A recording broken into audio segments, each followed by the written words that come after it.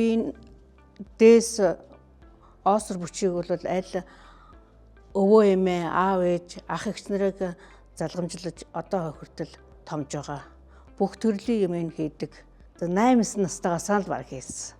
Харин миний өвөө эмээ, аав ээж, ах эгч нарын сургаалаар л өдөө хүртэл хийсэн. Түүнээс хойш бол тэгэл өөрөө ажлынхаа зэрэгцүүлэл хийсээр бол одоо хүртэл хийж байгаа. Шавнартай, 10-аад шавнартай, гэрийн бүслүүч нь ер нь бүгдээр ачаал ихтэй эхлээл материал одоо худалдаж авна. Тэгээд дараа нь угаана, сэмлэн, савна.